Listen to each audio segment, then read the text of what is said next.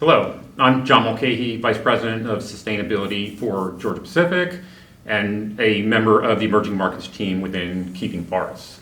Forests in the Southeast provide a number of societal benefits, which we refer to as ecosystem services. The ones that we're most familiar with are referred to as provisioning services and include things like timber and game. But they also provide regulating services, including water and carbon sequestration, support services such as soil formation, and cultural services, including spiritual and heritage values. The Emerging Markets team has put together a cross-functional organization that includes forest products companies, federal and state agencies, conservation organizations, and other groups to look to develop markets that compensate landowners for the broad range of services that their land provides. In 2021, we focused on water. There were four main themes to our efforts. First, we wanted to tell our story, which we did through a series of 10 podcasts called How the River Flows that really talk about the value of forests and markets in our region. Second was to focus on developing some research, which we did through generous grants from both the U.S. Endowment on Forestry and Communities and the U.S. Forest Service to look at the impacts on forest management for water quality and quantity. Third, working with dovetail partners, we studied approaches that help to develop markets for ecosystem services. And finally, we put together a documentary looking at the Savannah River watershed as an example. I'd like to turn it over to Holly Welsh, who will provide an example of some of the benefits that were created through our podcast. Like John said, I'm Holly Welch, the Environmental Program Manager with the South Carolina Forestry Commission. I was fortunate to host one of the episodes in the podcast series that John just mentioned and that Judy will talk more about in a few minutes. It was an interesting process, and it was fun to do something I'd never done before. As a forester in South Carolina, I regularly have conversations with other natural resource professionals who are concerned about forest land loss across the South. It's difficult for us to see a resource that we know is sustainable and provides countless benefits being replaced by commercial, industrial, and residential development. As you can imagine, most of these conversations are not very uplifting. One of the foresters I've talked with a number of times about these issues called a few weeks after the podcast started to air. He didn't know that I was involved in the process until he heard the episode that I had hosted. He told me that he had listened to several of the episodes and that they had given him hope that all was not lost for forestry in the South. It was great to hear this and all the other feedback that we received from those who listened. Our main goal with this podcast was education, but it seems that a pleasant side effect was encouragement. Judy, what else do you want to share about the podcast? Thank you, Holly, for sharing that conversation with us. What I really think it demonstrates is the power of stories, which is exactly what we try to do throughout the 10 episodes of our podcast series, How the River Flows. We interviewed 21 entrepreneurs and experts who shared their best ideas on the connection between responsibly managed forests and water. In these episodes, we brought you ideas like how local communities can finance forest stewardship through taxes, bonds, watershed protection fees, as well as how to access state and federal funding. We also talked about how creating robust markets for forest products, the Ask for Wood campaign that you heard about earlier, is a win-win for both water consumers and landowners. And Pete's going to talk to you a little bit more about placing the proper value on ecosystem services and how that supports both local communities and emerging markets, and we had a podcast on that as well. And I was lucky enough to host a podcast on the sometimes tricky interpersonal dance that happens when people try to come together and work on a project. And these topics and several more propelled us into a global top 80 podcast with listeners tuning in from around the world. It even became the most visited part of our website. And these stories could not have been possible without all of our guests. So if you're tuning in, thank you so much to all of you. And I want to give a special thank you to our hosts, Carlton, Kevin, Leslie, Robert, Andreas, Leo, Holly, John, and Sam. Thank you so much. A couple more thanks. One goes out to the USDA Forest Service and the U.S. Endowment for Forestry and Communities for supporting How the River Flows. Chuck Lavelle, thank you so much for the music. And I want to send out one final thank you to Lee Schneider, our podcast producer. We could not have done this without you. I'm so proud to have served as executive producer for How the River Flows, and I'd like to invite you to tune in to the series wherever you get your podcasts. I'm Judy Tacketts with Keeping Forest, and Pete, I'd like to turn it over to you to talk to us a little bit more about ecosystem services. Thanks, Judy. Again, I'm Peter Caldwell. I'm a research hydrologist with the Forest Service Southern Research Station. A big part of my work has included linking forests to water supplies across the South and beyond. I was introduced to the Keeping Forest Ecosystem Services team back in 2019 when Scott Davis and others on the team reached out to discuss ways that we might be able to link forests to water-related ecosystem services in the South. In later discussions, we developed an idea that would quantify the benefit of forests for water quality across the South and would assess the economic value of those services for downstream water supplies. Through this partnership with the Ecosystem Services team and the leadership of the Georgia and South Carolina Forestry Commissions and the Forest Service Southern Region, we were awarded a Southern Group of State Foresters landscape scale restoration grant to do this work. The plan was to use water quality monitoring data and hydrologic models to quantify the linkage between forest and water quality broadly across the South and in fine detail in case study watersheds, including the Savannah River Basin in Georgia, South Carolina and North Carolina, the Middle Chattahoochee River Basin in Georgia and Alabama, and the San Jacinto Watershed in Texas. We then proposed to quantify the raw water quality at public water systems across the South and connect that information to their treatment cost structure at those facilities so we could estimate the economic value of upstream forests for downstream water supplies. Lastly, we proposed to serve all this information up in a public-facing website. Work began on this project in November of 2020 as we met with the Keeping Forest Ecosystem Services team to define the scope of the project.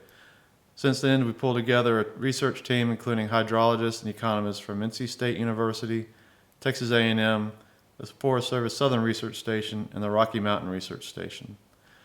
Much of our efforts so far have been in pulling together data sets and developing our hydrologic models and water utility surveys. We expect 2022 to be a very productive year as we transition into running land use scenarios and putting together publications and presentations of our work. Ultimately, our goal is to provide data and the proof of concept that could inform payment for ecosystem services for private forest landowners to help compensate them for the ecosystem services they provide. So stay tuned for more results next year. Thank you. Hello, I'm Andres Villegas, the President and CEO of the Georgia Forestry Association and the Georgia Forestry Foundation. I'm here with Robert Ferris, our Director of Ecosystem Services. For the past several years, we've been thinking really hard about how we can add value to Georgia's timberland assets, in particular, focusing on the economic and environmental sustainability of our timberland owners. One of the things that we focused in on is water resources as new markets that can potentially generate new revenue, sustaining and the economic principles that allow landowners to own their timberland. Over the past few years, we started working on identifying watersheds, identifying partners, and more importantly, identifying ways that we can start generating trust to create a marketplace between landowners and water utilities that will generate opportunities for the future. To that end, we embarked with support from Keeping Forest and the U.S. Endowment to start looking at research that could help us identify the different mechanisms by which landowners can engage in transactions. That work led to work that was done by Dovetail Partners that was led and managed by Robert Ferris. Robert, will you tell us a little bit about that? Hello and happy holidays. One of the projects we worked with Keeping Forest on this past year in conjunction with the U.S. Endowment was looking at a suite of different legal options and opportunities for developing payment for ecosystem service markets related to forest water. We worked with a think tank of forestry, Dovetail Partners, in looking at this project, and we had several objectives. As I mentioned, defining those options, looking worldwide at systems and market systems that have worked. Also, a task that we had was to develop forums and host forums across the state, which were well attended by over 300 landowners and water professionals, and those forums were sponsored by the Georgia Pacific Corporation. And then lastly, we came up with development of recommendations on how to develop those programs and to have long-term engagement, sustained engagement with landowners and water professionals in the development of those programs. Interestingly, in the forums, the top landowner concerns were dealing with the government, overcomplicated agreements, and unwarranted restrictions on harvester land use.